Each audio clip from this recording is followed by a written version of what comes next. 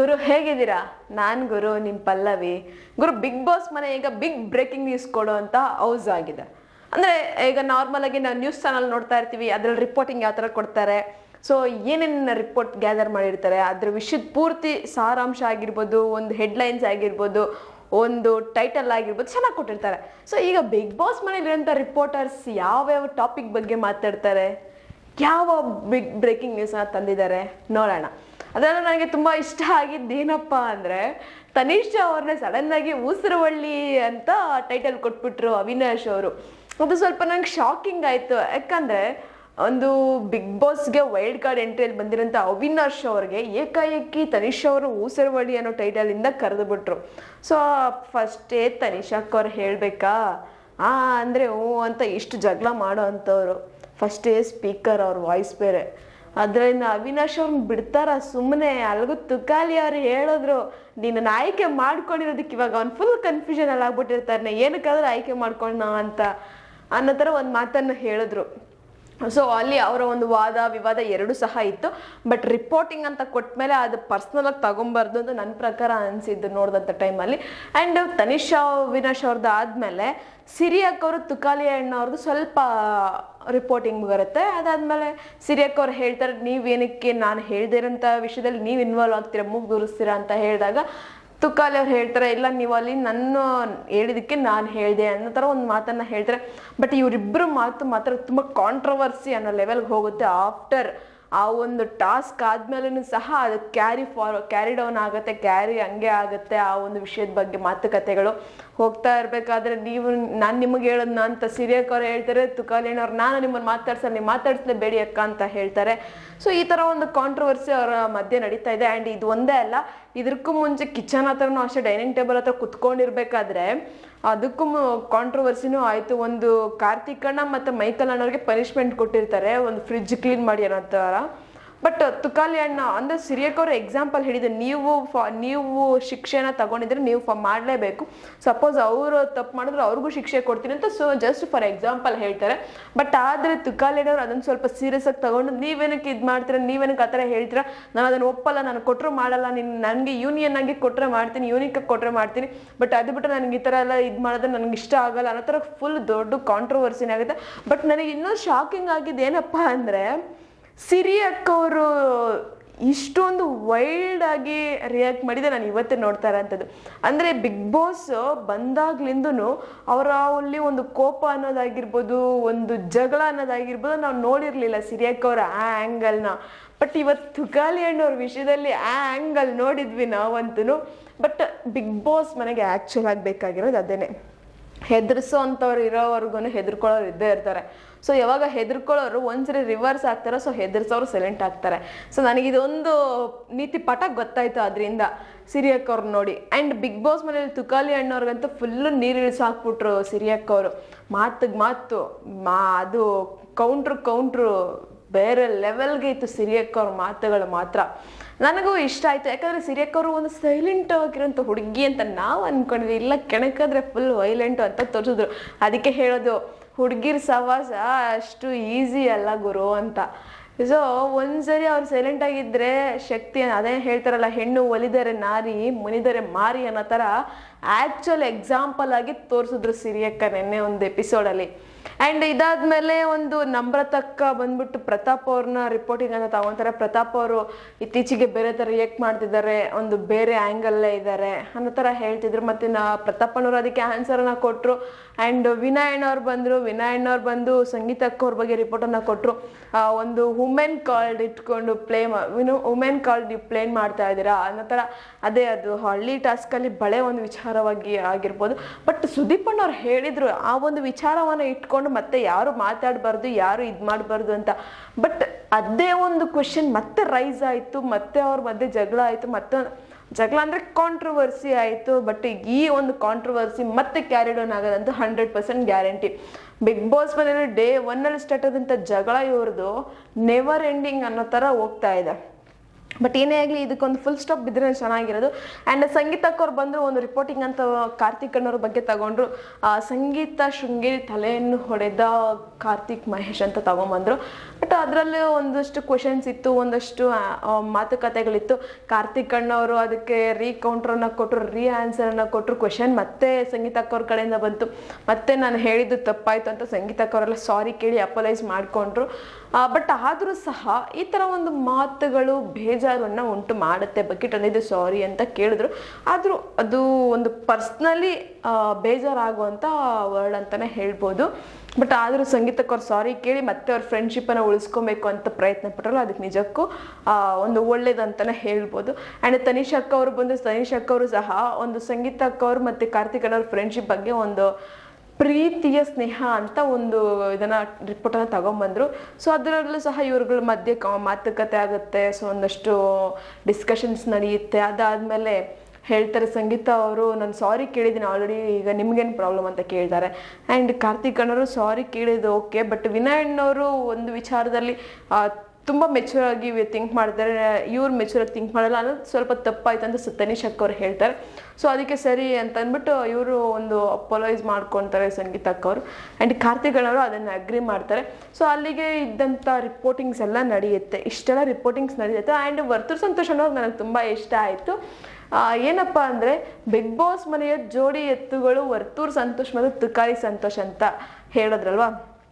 So ಈ ಜೋಡಿ ಎತ್ತುಗಳು ನಿಜಕ್ಕೂ ಬಿಗ್ ಬಾಸ್ ಮನೆಯಲ್ಲಿ ರಿಯಲ್ ಫ್ರೆಂಡ್ಶಿಪ್ಪನ್ನು ಇಟ್ಕೊಂಡಿದ್ದಾರೆ, ನಿಜವಾಗ್ಲೂ ಜೋಡಿ ಎತ್ತುಗಳಾಗಿ ಸಾಕ್ತಾ ಇದ್ದಾರೆ ಅಂತ ಕೇಳಿದಾಗ ತುಕಾಲಿ ಅಣ್ಣವ್ರು ಹೇಳ್ತಾರೆ, ಹೌದು 100% ನಮ್ಮ ಫ್ರೆಂಡ್ಶಿಪ್ ನಿಜವಾದ್ದು. ಇದುವರೆಗೂ ಎಷ್ಟೋ ಜನ ನಮ್ಮ ಮಧ್ಯೆ ಹುಳಿ ಹಿಂಡಾಗಿ ಬಂದರೆ ನಮ್ಮ ಫ್ರೆಂಡ್ಶಿಪ್ ಹಾಳಾಗಿಲ್ಲ. ಸೊ ನಾವು ಅದೇ ಥರ ಇದ್ದೀವಿ, ಮುಂದಕ್ಕೂ ಹಾಗೆ ಇರ್ತೀವಿ ಅಂತ ಹೇಳ್ತಾರೆ. ಆ್ಯಂಡ್ ವರ್ತೂರ್ ಅಣ್ಣವ್ರು ಮತ್ತೆ ಕ್ವಶನ್ ಕೇಳ್ತಾರೆ, ಇದು ಬಿಗ್ ಬಾಸ್ ಮನೆಯಲ್ಲಿ ಮಾತ್ರನಾ ಅಥವಾ ಹೊರಗಡೆ ಹೋದ್ಮೇಲೆ ಈ ಜೋಡಿ ಎತ್ತುಗಳ ಪಯಣ ಹಾಗೆ ಸಾಗುತ್ತಾ ಅಂತ ಕೇಳ್ತಾರೆ. ಸೊ ಅದಕ್ಕೆ ತುಕಾಲಿ ಅಣ್ಣವ್ರು ಹೇಳ್ತಾರೆ ಒಂದು ಒಳ್ಳೆ ಆನ್ಸರ್ ಹೇಳ್ತಾರೆ. ಬಿಗ್ ಬಾಸ್ ಮನೇಲಿ ಮಾತ್ರ ಅಲ್ಲ, ಇದು ಹೊರಗಡೆ ಹೋದ್ಮೇಲೂ ಒಂದು 60 ಅಂದರೆ 1 ಎಕರೆ ಉಳುವಷ್ಟು ಏನೋ ಹೇಳ್ತಾರೆ ಅವ್ರ ಭತ್ತನ ಏನೋ ಅಂತ. ಬಟ್ ಅವರ ಒಂದು ಫ್ರೆಂಡ್ಶಿಪ್ ಹಾಗೆ ಇರುತ್ತೆ, ಅವರೊಂದು ಫ್ರೆಂಡ್ಶಿಪ್ ಅಷ್ಟು ಗಟ್ಟಿಯಾಗಿರುತ್ತೆ ಅಂತ ಹೇಳ್ತಾರೆ ಇದು ತುಕಾಲಿ ಅಣ್ಣವರು. ಬಟ್ ಏನಾಗಲಿ ಅವರೊಂದು ಫ್ರೆಂಡ್ಶಿಪ್ ಮೇಲೆ ಯಾವ ದೃಷ್ಟಿನೂ ಬೀಳದೇ ಇರಲಿ ಅಂತ ನಾವು ಬಯಸ್ತೀವಿ. ಯಾಕಂದರೆ ಎಲ್ಲರ ಫ್ರೆಂಡ್ಶಿಪ್ಪು ಚೆನ್ನಾಗಿದೆ, ಎಲ್ಲರೂ ಸಹ ಚೆನ್ನಾಗಿ ರಿಲೇಷನ್ಶಿಪ್ಪನ್ನು ಮೇಂಟೈನ್ ಮಾಡ್ಕೊಂಡಿದೆ. ಬಟ್ ಆ ಒಂದು ಫ್ರೆಂಡ್ಶಿಪ್, ಆ ಒಂದು ರಿಲೇಷನ್ಶಿಪ್ ಹಾಗೆ ಇದ್ರೆ ಚೆನ್ನಾಗಿರುತ್ತೆ.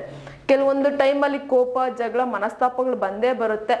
ಬಟ್ ಆ ಒಂದು ಕೋಪ, ಮನಸ್ತಾಪಗಳನ್ನೆಲ್ಲ ಆ ಒಂದು ಟಾಸ್ಕ್ ವಿಚಾರವಾಗಿ ಅಥವಾ ಒಂದು ಅಲ್ಲಿಂದ ಅಲ್ಲಿಗೆ ಬಿಟ್ಟರೆ ಚೆನ್ನಾಗಿರುತ್ತೆ. ಅದನ್ನು ಮತ್ತೆ ಕ್ಯಾರಿ ಡೌನ್ ಮಾಡಿದ್ರೆ, ಮತ್ತೆ ಅದನ್ನು ತಗೊಂಡು ಹೋದ್ರೆ ಅದು ಬೇರೆ ಥರನೇ ಆಗುತ್ತೆ. ನಮ್ಮ ವ್ಯಕ್ತಿತ್ವಕ್ಕೆ ಅದು ಕೆಟ್ಟ ಒಂದು ಪಾಯಿಂಟ್ ಔಟ್ ಮಾಡೋ ಥರ ಇರುತ್ತೆ. ನಮ್ಮ ವ್ಯಕ್ತಿತ್ವದ ಮೇಲೆ ಬೇರೆಯವ್ರಿಗೆ ಒಂದು ಬೇಜಾರಾಗುವಂಥ ಸಂಗತಿಗಳು ಬರುತ್ತೆ. ಇನ್ನೊಂದು ಏನಪ್ಪ ಅಂದರೆ ನಮ್ಮ ಜೀವನದಲ್ಲೂ ಇದು ಅಪ್ಲೈ ಆಗುತ್ತೆ. ನಮ್ಮ ಫ್ರೆಂಡ್ಶಿಪ್ ಆಗಿರ್ಬೋದು, ಒಂದು ರಿಲೇಷನ್ಶಿಪ್ ಆಗಿರ್ಬೋದು, ನಾವು ಯಾವ ಥರ ಮೇಂಟೈನ್ ಮಾಡ್ತೀವೋ ಆ ಥರ ಇರುತ್ತೆ. ಅಂದರೆ ನಾವು ಒಂದು ಒಳ್ಳೆ ಕ್ವಾಲಿಟಿಯಲ್ಲಿ, ಒಂದು ಒಳ್ಳೆ ರೀತಿಯಲ್ಲಿ ಉಳಿಸ್ಕೊಂಡು ಹೋದರೆ ಅದು ಹಾಗೆ ಇರುತ್ತೆ. ಸರಿ, ಯಾರ ಕಡೆಯಿಂದ ತಪ್ಪಾಯ್ತಾ, ಸರಿ ಅಂತಂದ್ಬಿಟ್ಟು ಒಂದು ಸಾರಿ ಕೇಳಿದ್ರೆ ಅಲ್ಲಿಗೆ ಸಾಲ್ಟ್ ಔಟ್ ಆಗುತ್ತೆ. ಅದನ್ನು ಬಿಟ್ಟು ನಾನು ಯಾಕೆ ಸಾರಿ ಕೇಳಬೇಕು ಅಂತ ಈಗೋ ತೋರಿಸಿದ್ರೆ ಸೊ ಆ ಒಂದು ಫ್ರೆಂಡ್ಶಿಪ್ಗೆ ಬೆಲೆನೇ ಇರೋದಿಲ್ಲ. ಸೊ ಒಟ್ಟಾರೆಯಾಗಿ ನನಗೆ ನೆನ್ನೆ ಕಾರ್ತಿಕ್ ಅಣ್ಣ, ಸಂಗೀತಕ್ಕ, ಒಂದು ವಿನಯ್ ಅಣ್ಣವ್ರ ಫ್ರೆಂಡ್ಶಿಪ್ಪನ್ನು ನೋಡಿ, ತನಿಷ್ ಅಕ್ಕವ್ರ ಫ್ರೆಂಡ್ಶಿಪ್ಪನ್ನು ನೋಡಿ ನನಗೆ ಇದೊಂದು ಕ್ಲಾರಿಟಿ ಸಿಕ್ತು. ನಮ್ಮ ಜೀವನದಲ್ಲಿ ಇದು ಚೆನ್ನಾಗಿ ಅಪ್ಲೈ ಆಗುತ್ತೆ ಅಂತ ನಾನು ಇವಾಗ ನಿಮ್ಗೆ ಹೇಳಿದೆ. ಆ್ಯಂಡ್ ನೆಕ್ಸ್ಟ್ ಇದೊಂದು ನ್ಯೂಸ್ ರಿಪೋರ್ಟಿಂಗ್ ಟೀಮ್ ಬಿಟ್ಟುಬಿಟ್ಟು, ಅಂದರೆ ಬಿಗ್ ಬಾಸಲ್ಲಿ ಈಗ ಇಲ್ಲಿ ಜಡ್ಜಸ್ ಆಗಿ ಕೂತಿದೆ ಅಂದರೆ ಮುಖ್ಯ ಸಂಸ್ಥಾಪಕರಾಗಿ ಕೂತಿದ್ದು, ಮುಖ್ಯ ಸಂಪಾದಕರಾಗಿ ಕೂತಿದ್ದು ಆ ತುಕಾಲಿ ಸಂತೋಷ್ ಅಣ್ಣ ಮತ್ತು ಕಾರ್ತಿಕ್ ಅಣ್ಣ. ಅದು ಒಂದು ಪವರ್ ಇತ್ತಲ್ವ ಅವರಿಗೆ, ಒಂದು ಸ್ಪೆಷಲ್ ಪವರನ್ನು ಕೊಡ್ತೀವಿ ಅಂತ. ಸೊ ಅದನ್ನು ಈಗ ಅಲ್ಲಿ ಯೂಸ್ ಮಾಡಿದ್ರು. ಸೊ ಅದು ಚೆನ್ನಾಗಿತ್ತು. And big boss big breaking news report ಅಂತೂ ಸಖತ್ತಾಗಿತ್ತು, ನೆಕ್ಸ್ಟ್ ಲೆವೆಲಲ್ಲಿ ಇತ್ತು.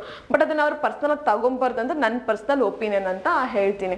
ಆ್ಯಂಡ್ ನೆಕ್ಸ್ಟ್ ಬಂದ್ಬಿಟ್ಟು ಬಿಗ್ ಬಾಸ್ ಮನೆಯಲ್ಲಿ ಈಗಲೂ ಸಹ ಇನ್ನೊಂದಷ್ಟು ಗಾಸಿಪ್ಸ್ ನಡೀತಾನೆ ಇದ್ದಾವೆ. ಈಗ ಕಾರ್ತಿಕ್ ಅಣ್ಣ ಮತ್ತು ಸಂಗೀತಕ್ಕೆ ಅವ್ರ ಫ್ರೆಂಡ್ಶಿಪ್ಪು ಮುರಿದು ಬೀಳೋದಕ್ಕೆ ಎಷ್ಟು ಜನ ಕಾಯ್ತಾ ಇದ್ದಾರೋ ಗೊತ್ತಿಲ್ಲ. ಒಟ್ಟಿನಲ್ಲಿ ಹಬ್ಬ ಮಾಡ್ಕೊತಾ ಇದ್ದಾರೆ ಅದನ್ನ ಇಟ್ಕೊಂಡು. ಈಗ ಒಂದು ಕಡೆ ಮೈಕಲ್ ಅಣ್ಣ ಹೇಳ್ತಾರೆ ಕಾರ್ತಿಕ್ ಅಣ್ಣವ್ರ ಹತ್ರ ಹೋಗ್ಬಿಟ್ಟು, ನೀನು ಅವಳಿಂದ ದೂರ ಆಗಿದ್ದೇ ಚೆನ್ನಾಗಿದೆ, ಯಾಕಂದರೆ ನೀನು ಅವಳ ಹತ್ರ ಇದ್ದಿದ್ರೆ ಏನು ನಿನ್ನ ಕ್ಯಾರೆಕ್ಟರ್ ಏನು ಗೊತ್ತಾಗ್ತಾನೆ ಇಲ್ಲ, ನೀನು ಏನು ಅಂತ ನಿನಗೆ ಗೊತ್ತಾಗ್ತಾ ಇರಲಿಲ್ಲ, ನೀನು ದೂರ ಬಂದಿದ್ದು ಒಳ್ಳೇದೇ ಆಯಿತು ಅಂತ ಹೇಳ್ತಾರೆ. ಇನ್ನೊಂದು ಕಡೆ ತುಕಾಲಿ ಅಣ್ಣ ಮತ್ತು ವರ್ತೂರ್ ಅಣ್ಣ ಒಂದು ಕಡೆ ಬಾಲ್ಕನಿಯಲ್ಲಿ ಕುತ್ಕೊಂಡು ಮಾತಾಡ್ತಾ ಇರ್ತಾರೆ. ನಿಜವಾಗ್ಲೂ ನಾನು ಹೇಳ್ತೀನಿ ನೋಡು, ಅವಳು ಅಷ್ಟು ಬೇಗ ಬಿಡಲ್ಲ. ಈಗ ಅವಳ ಹತ್ರ ಜಾಸ್ತಿ ಸ್ಟ್ರೆಂತ್ ಇಲ್ಲ ಕಾರ್ತಿಕ್ ದೂರ ಆಗಿರೋದಕ್ಕೆ. ಮತ್ತೆ ಅವನು ಅಷ್ಟೇ ಅವಳು ಸೆರಿಗಿಂದ ಬರಲ್ಲ ಈಚಕ್ಕೆ, ಅದ್ ಮತ್ತೆ ಒಂದಾಗ್ತಾರೆ ನೋಡ್ಕೊ ಅನ್ನೋ ಥರ ಮಾತುಗಳು ಮಾತಾಡ್ತಾ ಇರ್ತಾರೆ. ಆ್ಯಂಡ್ ಸಿರಿ ಅಕ್ಕ ಮತ್ತೆ ಕಾರ್ತಿಕ್ ಅಣ್ಣವ್ರು ಮಾತಾಡ್ತಾ ಇರ್ತಾರೆ. ಕಾರ್ತಿಕ್ ಅಣ್ಣ ಹೇಳ್ತಾರೆ ಅವಳು ಅನ್ಕೊಂಡಿದ್ದಾಳೆ ಅವಳು ಹೇಳೋ ಥರನೇ ಇರಬೇಕು, ಅವಳು ಯಾರ ಜೊತೆ ಮಾತಾಡಿಲ್ಲ ಅಂದ್ರೆ ನಾನು ಅವಳ ಜೊತೆ ಮಾತಾಡಬಾರ್ದು ಅನ್ನೋ ಥರ ಹೇಳ್ತಾ ಇದ್ದಾಳೆ. ಬಟ್ ನನಗದು ಇಷ್ಟ ಆಗಲ್ಲ. ನಾನು ಇರೋಷ್ಟು ದಿನ, ಇನ್ನು 30 ದಿನ ಇರ್ತೀವ, ಆ 30 ದಿನನೂ ಎಲ್ಲ ಜೊತೆನೂ ಮಾತಾಡ್ತೀನಿ, ಎಲ್ಲ ಜೊತೆ ಕ್ಲೋಸ್ ಆಗಿರ್ತೀನಿ, ಎಲ್ಲ ಜೊತೆನೂ ಓಡಾಡ್ತೀನಿ. ಅದು ನನ್ಗೆ ಇಷ್ಟ ಬಂದಾಗ ನಾನು ಇರ್ತೀನಿ. ನಾನು ಫಸ್ಟಿಂದ ಯಾವ ಥರ ಇದೀನೋ ಅದೇ ಥರ ಇರ್ತೀನಿ. ಬಟ್ ಫ್ರೆಂಡ್ಶಿಪ್ ನಮ್ಗೆ ಹಾಗೆ ಇದೆ ಅನ್ನೋ ಥರ ಹೇಳ್ತಾರೆ. ಆ್ಯಂಡ್ ಏನೇ ಆಗಲಿ ಬಿಗ್ ಬಾಸ್ ಮನೇಲಿ ಈಗ ಅಲ್ಲೋಲ ಕಲ್ಲೋಲ ಸೃಷ್ಟಿಯಾಗಿರೋದಂತೂ ನಿಜಾನೇ. ಇವರ ಇಬ್ಬರು ಫ್ರೆಂಡ್ಶಿಪ್ ದೂರ ಆಗಿರೋದ್ರಿಂದ ಬಿಗ್ ಬಾಸ್ ಮನೇಲಿ ಒಂಥರ ಪ್ರಶಾಂತವಾಗಿದೆ ಅನ್ನೋದಕ್ಕಿಂತಲೂ ಎಲ್ಲೋ ಒಂದು ಕಡೆ ಬೇಜಾರು, ಮನಸ್ತಾಪ, ಅಲ್ಲಿ ಕುತ್ಕೊಂಡು ಇಲ್ಲಿ ಕುತ್ಕೊಂಡು ನಡೀತಾ ಇದ್ದಾವೆ. ಒಂದು ಸಂಗೀತ ಅಕ್ಕ ಅವರು ವಾಶ್ರೂಮಲ್ಲಿ ಕುತ್ಕೊಂಡು ಹತ್ಕೊಂಡು ಹೇಳ್ತಾ ಇರ್ತಾರೆ, ಇಲ್ಲಿ ಇರೋ ಬದಲು ನಾನು ಬಿಗ್ ಬಾಸ್ ಮನೆಯಿಂದ ಹೊರಗಡೆ ಹೋಗ್ಬಿಡೋದೇ ಬೆಟರ್ ಅನ್ನಿಸ್ತಾ ಇದೆ, ನನಗೆ ಆಗ್ತಾ ಇಲ್ಲ, ನಾನು ಒಬ್ಬಳನ್ನೇ ಇಷ್ಟು ಇದು ಮಾಡ್ತಿದ್ದಾರೆ ಇವರೆಲ್ಲ ಅನ್ನೋ ಥರ ಮಾತಾಡ್ಕೊತಾರೆ. ಆ್ಯಂಡ್ ಗಾರ್ಡನ್ ಏರಿಯಾದಲ್ಲಿ ಪ್ರತಾಪ್ ಅನ್ನೋರ ಜೊತೆ ಕುತ್ಕೊಂಡು ಮಾತಾಡ್ಬೇಕಾದ್ರೆ ಹೇಳ್ತಾರೆ ಅಲ್ವಾ, ಯಾವಾಗ ಮುಗಿಯುತ್ತೋ ಈ ಬಿಗ್ ಬಾಸ್ ಅಂತ ಅನಿಸ್ಬಿಟ್ಟಿದೆ. ಯಾವಾಗಲೂ ಡೈರೆಕ್ಟಾಗಿ ಮಾತಾಡೋರಿಗೆ, ಡೈರೆಕ್ಟಾಗಿ ಹೇಳೋರಿಗೆ ಈ ಥರ ಒಂದು ಪ್ರಾಬ್ಲಮ್ಸ್ ಬರ್ತಿದೆ ಅಂತ ಹೇಳ್ತಾರೆ. ಅದಕ್ಕೆ ಪ್ರತಾಪ್ ಅಣ್ಣವ್ರು ಹೇಳ್ತಾರೆ, ಅದಕ್ಕೆ ನಾನು ಹೇಳ್ತಾ ಇರೋದು, ನಾವು ಯಾರ ಬಗ್ಗೆನೂ ಮಾತಾಡೋದು ಬೇಡ, ನಮ್ಮ ಆಟ ನಾವು ಆಡೋಣ, ನಮ್ಮ ವಿಷಯ ನಾವು ಮಾತಾಡ್ಕೊಳ್ಳೋಣ, ಬೇರೆಯವ್ರ ವಿಷಯ ನಮಗೆ ಬೇಡ. ನಮ್ಮ ವಿಷಯಕ್ಕೆ ಏನಾದರೂ ಅವರು ನಮ್ಮ ಹೆಸರು ಇಟ್ಕೊಂಡು ಮಾತಾಡಿದ್ರೆ ಅವಾಗ ನಾವು ಸ್ಟ್ಯಾಂಡ್ ತಗೊಳ್ಳೋಣ, ಅವಾಗ ನಾವು ಮಾತಾಡೋಣ. ಅದು ಬಿಟ್ಟು ಏನೋ ಒಂದು ಕೌಂಟ್ರ್ ಕೊಡ್ತಾರೆ, ಏನೋ ಒಂದು ಟಾಂಗ್ ಕೊಡ್ತಾರೆ, ಅದೇ ನಾವು ಅದಕ್ಕೆ ಕಿವಿ ಕೊಡೋದೇ ಬೇಡ, ನಮ್ಮ ಆಟ ನಾವು ಆಡ್ಕೊಂಡು ಹೋಗೋಣ ಅಂತ ಕಿವಿ ಮಾತನ್ನ ಹೇಳ್ತಾರೆ ಪ್ರತಾಪ್ ಅಣ್ಣವರು ಸಂಗೀತಕ್ಕವ್ರಿಗೆ. ಬಟ್ ಅದು ನಿಜಕ್ಕೂ ಒಳ್ಳೇದು ಅನ್ನಿಸ್ತು ನನಗೆ ಪ್ರತಾಪ್ ಅಣ್ಣವ್ರು ಹೇಳಿದ ಮಾತು. ಅವ್ರವ್ರ ಆಟ ಅವ್ರವ್ರು ಆಡ್ಕೊಂಡು ಹೋದ್ರೆ ಬಿಗ್ ಬಾಸ್ ಮನೇಲಿ ಕಿತ್ತಾಟ ಇರಲ್ಲ, ಜಂಪಾಟ ಇರಲ್ಲ, ರಂಗಾಟ ಇರಲ್ಲ, ಒಂದು ಜಗಳ ಅನ್ನೋದೇ ಇರೋದಿಲ್ಲ, ಆರಾಮಾಗಿ ಹೋಗುತ್ತೆ ಪೀಸ್ಫುಲ್ಲಾಗಿ. ಆ್ಯಂಡ್ ಬಿಗ್ ಬಾಸ್ ಮನೇಲಿ ಇನ್ನೊಂದು ಗ್ರಾಸರೀಸ್ ವಿಚಾರವಾಗಿ ಇನ್ನೊಂದು ಸ್ವಲ್ಪ ಜಗಳ ಆಗುತ್ತೆ. ಅಂದರೆ ಅಲ್ಲಿ ಬಿಗ್ ಬಾಸ್ ಮನೇಲಿ ಒಂದು ಟಾಸ್ಕನ್ನು ಕೊಟ್ಟಿದೆ, ಗ್ರಾಸರೀಸ್ ಮನೆಗೆ ಬೇಕೇ ಬೇಕಲ್ವಾ ಅವರು. ಬಿಗ್ ಬಾಸ್ ಮನೆ ಅಂದಮೇಲೆ ಒಂದು ವಾರಕ್ಕೆ ಬೇಕಾಗಿರೋಷ್ಟು ಸಾಮಾನುಗಳು ಬೇಕು. ಸೊ ಅದನ್ನು ಪಡ್ಕೊಳ್ಳೋದಕ್ಕೆ ಇದಕ್ಕೂ ಮುಂಚೆ ಅವರೆಲ್ಲ ಹೇಳ್ತಿದ್ರು ಕೊಡ್ತಾರಂತ ಕ್ವಾಂಟಿಟಿ ಸರಿ ಹೋಗ್ತಾ ಇಲ್ಲ ಅನ್ನೋ ಥರ ಹೇಳಿದ್ರು. ಸೊ ಅದಕ್ಕೆ ಬಿಗ್ ಬಾಸ್ ಅವ್ರು ಇವ್ರಿಗೆ ಒಂದು ಆಪ್ಷನ್ ಕೊಟ್ಟರು, ನೀವೇ 4 ಜನನ ಕಳಿಸ್ರಿ ಆ್ಯಕ್ಟಿವಿಟಿ ರೂಮ್ಗೆ, ಸೊ ನಾವು ಇದು ಕೊಡ್ತೀವಿ. ಆ್ಯಂಡ್ ನಾವು KG ಅಂದರೆ ಕ್ವಾಂಟಿಟಿ ವೈಸ್ ನಾವು ಹೇಳ್ತಾ ಇರ್ತೀವಿ, ರೇಷನ್ ಹೆಸರನ್ನ ಹೇಳ್ಬಿಟ್ಟು ಅಂತ ಹೇಳಿದ್ರು. ಸೊ ಅದಕ್ಕೆ ನೀವು ಯಾವುದು ಬೇಕೋ ಅದಕ್ಕೆ ಬಟನ್ ಪ್ರೆಸ್ ಮಾಡಬೇಕು, ಬಟ್ ಒಟ್ಟಿನಲ್ಲಿ 70 kg ಗ್ರಾಸರೀಸ್ ಅಷ್ಟೇ ಕೊಡೋದು ಅಂತ ಹೇಳಿದ್ರು. ಸೊ ಸರಿ ಅಂತ ಅಂದ್ಬಿಟ್ಟು ಸಂಗೀತಕ್ಕ, ಮೈಕಲ್ ಅಣ್ಣ, ತನಿಷ್ ಅಕ್ಕ ಮತ್ತು ಕಾರ್ತಿಕ್ ಅಣ್ಣ ಹೋಗ್ತಾರೆ. ಸೊ ಇವ್ರು ಹೋದಂಥ ಟೈಮಲ್ಲಿ ಮೈಕಲ್ ಅಣ್ಣವ್ರು ಪೂರ್ತಿ ಒಂದು ಜಿಮ್ ಮೇಂಟೈನ್ ಮಾಡೋ ಅಂಥ ವ್ಯಕ್ತಿಗೆ ಏನೇನು ಬೇಕಾ, ಫ್ರೂಟ್ಸು ಮತ್ತು ಒಂದು ಪ್ರೋಟೀನು, ಮೊಟ್ಟೆ, ಹಾಲು, ಅದ್ರ ಬಗ್ಗೆನೇ ಫೋಕಸ್ ಮಾಡ್ತಾ ಇದ್ದಾರೆ. ಪಾಪ ತನಿಷಕ್ಕ ಅದಕ್ಕೂ ಮಿಗಿಲಾಗಿ ಒಂದು ಕಿಚನ್ಗೆ ಏನೇನು ಬೇಕೋ ಅದನ್ನೆಲ್ಲ ಒಂದು ತಲೆನಲ್ಲಿ ಇಟ್ಕೊಂಡಿದ್ರು. ಬಟ್ ಇದು ಇನ್ನೊಂದು ವಿಷಯ ನಾವು ಹೇಳಬೇಕಾಗಿರೋದು ಏನಪ್ಪ ಅಂದರೆ, ಬಿಗ್ ಬಾಸ್ ಮನೆಯಲ್ಲಿ ಆ ಆ್ಯಕ್ಟಿವಿಟಿ ರೂಮ್ಗೆ ಹೋಗೋದಕ್ಕೂ ಮುಂಚೆ ವಿನಯನವ್ರು ಒಂದು ಮಾತು ಹೇಳಿದ್ರು, ಇದು ಮನೆಗೆ ಬೇಕಾಗಿರುತ್ತ ಗ್ರಾಸರೀಸ್, ಇದ್ರ ಬಗ್ಗೆ ಯೋಚನೆ ಮಾಡ್ಕೊಂಡು ಅಲ್ಲಿ ಆಟ ಆಡಿ, ಅದು ಯಾವುದೇ ಕಾರಣಕ್ಕೂ ಈಗೋ ಇಟ್ಕೊಂಡು ಯಾವುದೋ ಒಂದು ಕೋಪಗಳು ಇಟ್ಕೊಂಡು ಹೋಗಬೇಡಿ, ಇದರಿಂದ ಇಡೀ ಮನೆಗೆ ತೊಂದರೆ ಆಗತ್ತೆ. ನೀವು ಆ ಥರ ಇರೋದೇ ಹಾಗಿದ್ರೆ ಇಲ್ಲೇ ಕ್ಲಿಯರ್ ಮಾಡ್ಕೊಂಡು ಹೋಗಿ, ಏನಾದರೂ ಈಗೋ ಅದೆಲ್ಲ ಇದ್ರೆ ಅಂತ ಹೇಳ್ತಾರೆ. ಬಟ್ ಆದರೂ ಸರಿ ಅಂದ್ಕೊಂಡು ಹೋಗ್ಬಿಡ್ತಾರೆ. ಸೊ ಅದು ಇಂಡೈರೆಕ್ಟ್ಲಿ ಸಂಗೀತಕ್ಕವ್ರು ಹೇಳಿದ್ರು ಅಂತ ಅನ್ನಿಸ್ತಾ ಇದೆ ನಮಗಂತೂ. ಬಟ್ ಅದನ್ನೆಲ್ಲ ಹೇಳಿದು ಒಂದು ಒಳ್ಳೆ ಮಾತಂತಲೇ ಹೇಳ್ಬೋದು. ಯಾಕಂದರೆ ಅಲ್ಲಿ ಹೋದ್ಮೇಲೆ ಯಾವ ಥರ ಇರುತ್ತೋ ಗೊತ್ತಾಗಲ್ಲ. ಸೊ ಅಲ್ಲಿ ಹೋಗ್ತಾರೆ, ಸೊ ಅದನ್ನೆಲ್ಲ ಆಡ್ತಾ ಇರ್ತಾರೆ. ಸೊ ಅದರಲ್ಲಿ ಒಂದು 5 kg ಅಕ್ಕಿ ಮಾತ್ರ ಬಿಗ್ ಬಾಸ್ ಮನೆ ಪಡ್ಕೊಳುತ್ತೆ. ಸೊ ಅದಕ್ಕೆ ಅವ್ರು ಹೇಳ್ತಾರೆ, ತುಕಾಲಿ ಅಣ್ಣವ್ರಿಗೆ ಅಲ್ಲಿ ಒಳ್ಳೆ ಪಾಯಿಂಟ್ ಅರ್ಥ ಆಯಿತು.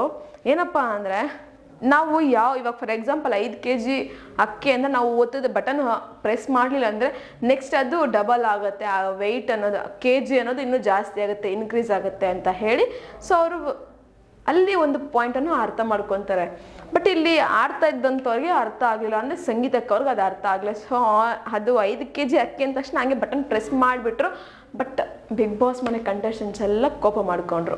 ಯಾಕಂದರೆ 5 kg ಅಕ್ಕಿ, ಒಂದು 10 kg ಹಿಟ್ಟನ್ನು ಇಟ್ಕೊಂಡು ಏನು ಮಾಡ್ತಾರೆ ವಾರ ಪೂರ್ತಿ?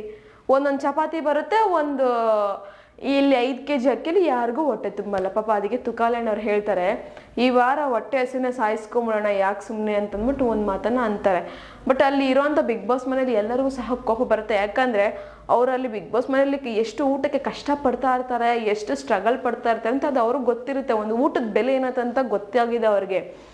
ಬಟ್ ಆದ್ರೂ ಸಹ ವೆಯ್ಟ್ ಅಂದರೆ 70 kg ಇದ್ದಿದ್ದು ಗ್ರಾಸರೀಸ್ ವೆಯ್ಟ್ 71 kg ಬರುತ್ತೆ. 1 kg ಜಾಸ್ತಿ ಆಗುತ್ತೆ. ಆದರೂ ಸಹ ಬಿಗ್ ಬಾಸ್ ಮನೇಲಿ ಒಂದು ಆಪ್ಷನ್ ಕೊಡ್ತಾರೆ, ಬಿಗ್ ಬಾಸ್ ನಿಮಗೆ ಬೇಡದಿರೋಂಥ 1 kgಯನ್ನು ಲೆಸ್ ಮಾಡಿ, ಅಂದರೆ ಅದು ಪೂರ್ತಿಯಾಗಿ ಕೊಟ್ಬಿಡ್ಬೇಕು ಒಂದು ಐಟಮನ್ನು ಅಂತ ಹೇಳ್ತಾರೆ. ಸೊ ಅದಕ್ಕೆ ಉಪ್ಪು ಪ್ಯಾಕೆಟನ್ನು ಕೊಟ್ಬಿಡ್ತಾರೆ. ವಿನಯನವರು ತುಂಬ ಚೆನ್ನಾಗಿ ತಲೆಯನ್ನು ಯೂಸ್ ಮಾಡಿ. ಸೊ ಏನಾಗಲಿ ಇನ್ನು 70 kg ಉಳ್ಕೊಳ್ಳೋದು. ಬಟ್ ಇಲ್ಲಿ ಅವ್ರಿಗೆ ಈ ವಾರ ಮಾತ್ರ ಊಟಕ್ಕೆ ತುಂಬ ಕಷ್ಟ ಆಗುತ್ತೆ, ಅದಂತೂ 100% ಗ್ಯಾರಂಟಿ. ಅದರಲ್ಲಿ ಸುದೀಪ್ ಅಣ್ಣವ್ರು ಹೇಳಿದರು ಒಂದು ವಿಚಾರವಾಗಿ, ನಿಮ್ಮ ಮಧ್ಯೆ ಜಗಳ, ದ್ವೇಷ, ಕೋಪ ಅನ್ನೋದು ಸ್ಟಾರ್ಟ್ ಆಗೋದೇ ಈ ರೇಷನ್ ಅನ್ನೋ ವಿಚಾರದಿಂದ. ಸೊ ಅದು ನಿಜನೇ ಗುರು. ಈಗ ನೋಡಿ ಮತ್ತೆ ಸ್ಟಾರ್ಟ್ ಆಗಿದೆ ಇವ್ರುಗಳ ಮಧ್ಯೆ ಮಿಸ್ಅಂಡರ್ಸ್ಟ್ಯಾಂಡಿಂಗ್, ಒಂದು ಮಿಸ್ಕಮ್ಯುನಿಕೇಷನ್, ಒಂದು ಕೋಪ, ಜಗಳ ಎಲ್ಲ ಮತ್ತೆ ಇದರಿಂದನೇ ಸ್ಟಾರ್ಟ್ ಆಗಿದೆ. ಮತ್ತೆ ಇದನ್ನು ವಾರ ಪೂರ್ತಿ ಹಂಗೆ ಕ್ಯಾರಿ ಮಾಡ್ತಾರೆ. ಸೊ ಬಿಗ್ ಬಾಸ್ ಸುದೀಪ್ ಅಣ್ಣ ಹೇಳಿದ್ದು 100% ನಿಜ ಅಂತ ಅನ್ನಿಸ್ತಾ ಇದೆ. ಏನಾಗಲಿ ಬಿಗ್ ಬಾಸ್ ಮನೇಲಿ ಈ ಥರ ಒಂದು ನಡೀತಾ ಇದೆ. ಆ್ಯಂಡ್ ಸಂಗೀತಕ್ಕ ಮತ್ತು ವಿನಯಣ್ಣವ್ರ ಮಧ್ಯೆ ಕಾಂಟ್ರವರ್ಸಿ ಆಗುತ್ತೆ. ನೀವು ಕೋಪ ಈಗೋ ಇಟ್ಕೊಂಡು ಏನಕ್ಕೆ ಹೋಗ್ತೀರಾ ಅಂತ ನಾನು ಫಸ್ಟೇ ಹೇಳಿದ್ದೆ, ಇಲ್ಲೇ ಏನಾದರೂ ಇದ್ರೆ ಕ್ಲಿಯರ್ ಮಾಡ್ಕೊಂಡು ಹೋಗಿ, ಅಲ್ಲಿ ಹೋಗಿ ಸುಮ್ಮನೆ ಇದು ಮಾಡ್ತಾ ಇದ್ರೆ ನಿಮ್ಗೆ ಅದು ಗೊತ್ತಾಗ್ಲಿಲ್ವಾ ಅನ್ನೋ ಥರ ಹೇಳ್ತಾ ಇದ್ರು.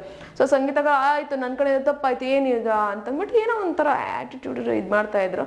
ಬಟ್ ಅದನ್ನು ಅವರು ಒಂದು ಕಡೆ ಕೂತ್ಕೊಂಡು ಅಲ್ಲಿ ಬಿಗ್ ಬಾಸ್ ಅವರು ಮೆನ್ಯೂ ಅಂದರೆ ಒಂದು ಪ್ರಕಟಣೆಯನ್ನು ಓದಿದ ತಕ್ಷಣ ಈ ಥರ ಡೌಟ್ಸ್ ಇದೆ ಅಂತ ಕೇಳಿದರೆ ಸೊ ಅಲ್ಲಿ ಸಾಲ್ವ್ ಔಟ್ ಆಗಿಬಿಡ್ತಿತ್ತು. ಬಟ್ ಸಂಗೀತಕ್ಕೆ ಅವ್ರು ಏನು ಡೌಟ್ಸ್ ಕೇಳಲಿಲ್ಲ.